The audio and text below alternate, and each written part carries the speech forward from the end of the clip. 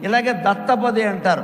అర్థం పర్థం లేని 4 మాటలు ఇస్తారు. డ్రాయరు, బనీను, నెక్కరు, చొక్క, ఈ 4 మాటలు ఇచ్చారు. రామాయణంలో పద్యం చెప్పమన్నారు. ఎవరికి తొడుగుతావు డ్రాయరు? డ్రాయరు, బనీను, నెక్కరు, చొక్క ఎవరికి తొడుగుతావు?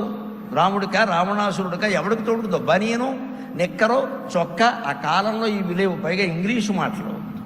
కానీ ఉండాలి, మన మెదడుకు పదును పెట్టాలి. ఏదో రామాయణంలో ఘట్టంలో పెట్టి చెప్పమన్నారు. నాకు తోచింది ఒకటే వెంటనే, ముందు ఆ డ్రాయర్ అనే దాన్ని విడగొట్టేస్తే అన్నీ విడిపోతాయి, అనుమానం ఏంది ఇక్కడ. అదే కఠినమైన మాట. నిక్కరు అది ఏదైనా చేసి, చొక్క దాన్ని కూడా చేసి, అందులో అతి కఠినం ఏదంటే డ్రాయర్.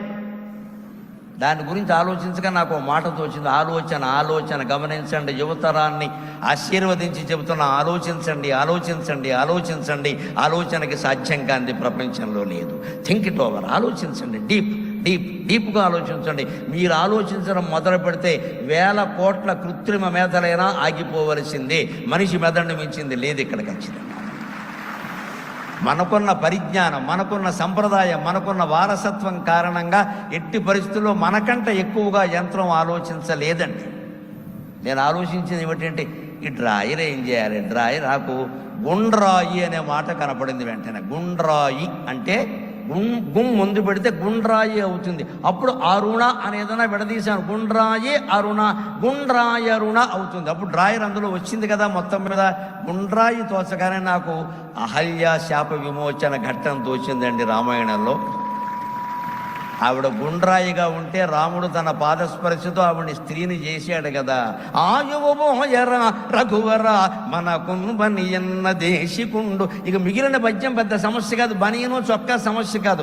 ఆయువోయరా రఘువర మనకు బనియన్న దేశికుండు ఈయన వంశ కీర్తి తగని కరుణాకర పాదదీప్తి. ఈయన వంశ కీర్తి తగని కరుణాకర పాదదీప్తి. గుండ్రాయి అరుణారుణార్ద్ర నఖరాజములంటి నయంత. గుండ్రాయి అరుణారుణార్ద్ర నఖరాజములంటి నయంత.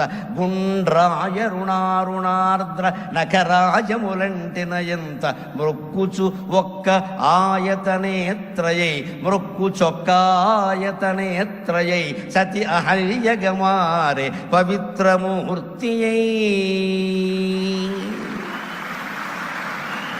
మనకున్ బనియన్న దేశికుండు. విశ్వామిత్రుడు చెప్పాడు, ఇది మన పని అన్నాడు. మనకున్ బనియన్న, బనియన్ వచ్చింది. మనకున్ బనియన్న, బనియన్ వచ్చింది. అది తెలుగు భాష. ఇందులో ఏదైనా వస్తుంది. తెలుగు భాష గొప్పతనం ఏమిటంటే ప్రపంచ భాషల్లో అన్ని పదాలని తనలో ముడించుకుంటుంది.